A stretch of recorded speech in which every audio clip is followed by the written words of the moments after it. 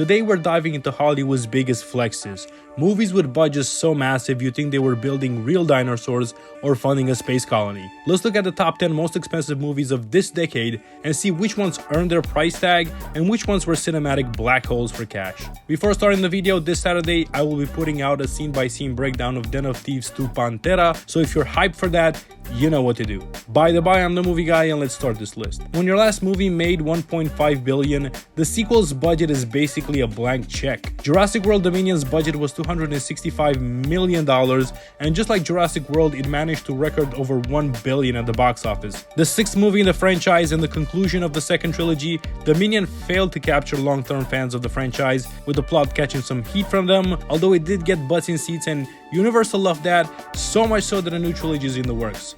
Dinosaurs never die, especially when they're profitable. This was a PR disaster wrapped in a remake nobody asked for.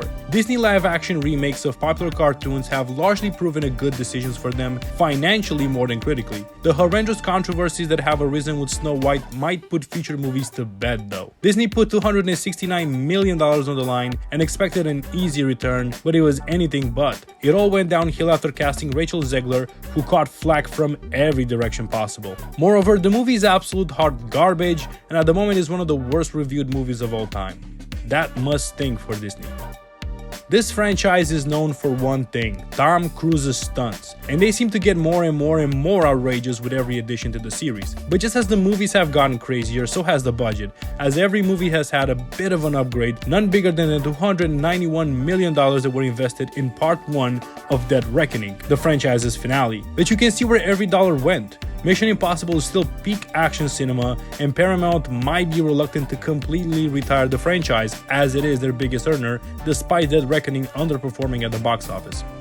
It took some time, but we're finally going to the superhero movies and we're going to be returning to them fairly often. Disney has multiple cash cows at the moment, pumping money into already established franchises that get people excited and looking to profit as much as possible from it. It's a well-oiled business that will continue to work for a long time to come, but that doesn't mean that they don't take it on the chin every now and then. They tried with the Marvels, featuring a superhero that is not as well known as Thor or Iron Man, and they put $307 million behind Carol Danvers to make her look like a star. Unfortunately, the film is one of the biggest flops in the Marvel era, failing to make back the production budget and also being panned by the critics, as has the entire Phase 5 of the MCU. So far in this list, Disney is 0 for 2.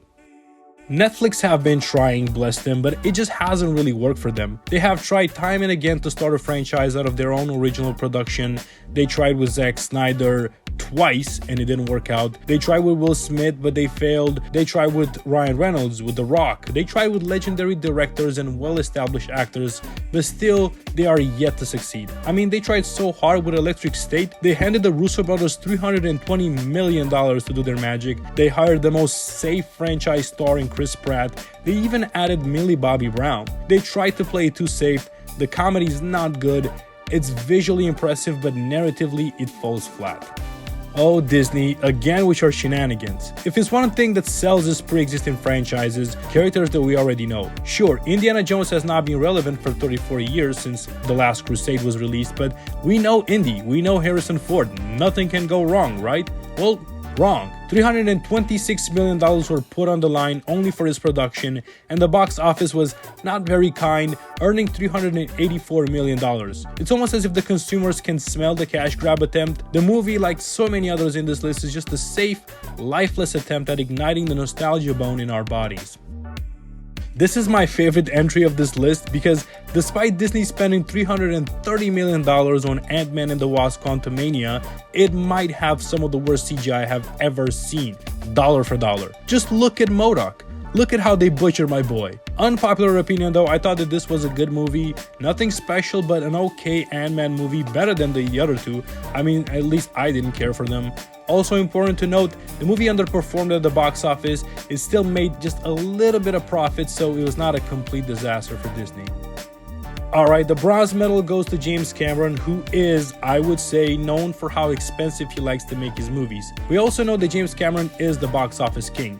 and he surpassed Titanic with a sequel to Avatar that we didn't really need, making the third highest grossing film in history. When you put this much money into what is basically a franchise, you can expect that they're not going to try that much. The story is going to be serviceable, and a lot of attention will be put into the visuals because the movie has to look pretty. It's popcorn cinema, good for a watch, but in my opinion, totally forgettable, and you definitely won't miss anything by not seeing it. Beating the budget of Avatar by estimately $1 million, Doctor Strange in the Multiverse of Madness is also a huge hit, not only with audiences, but with the critics as well. I also didn't hate it, but I didn't love it. I think that Disney found out after Spider-Man that audiences love cameos, and that's basically what these new phases are all about. Characters being played by multiple actors or cameos of the original actors reprising their roles, but I did not hate this movie. What I didn't like was how they marketed it as a little bit horror, which was definitely not the case. It was as MCU as all of the other films. Spending a whopping $379 million, Fast X is the most expensive movie of this decade. It's also the second best movie on this list behind Mission Impossible. The Fast and Furious franchise have managed to capture audiences for decades, and despite a change in identity, the loss of an important actor, being panned by critics over and over again, they made it this far. 10 movies into a franchise with a final one still in production. Fast X doubled the budget at the box office, becoming one of the most successful 2023 movies, and if you just turn off your brain, then you will have a good time watching this one. So what do you think? Are studios spending smarter or just throwing money at mediocrity? Drop your thoughts below, hit that like button if your wallet hurts just reading these budgets, and subscribe for more cinematic hot takes. And until next time, keep on watching movies, guys.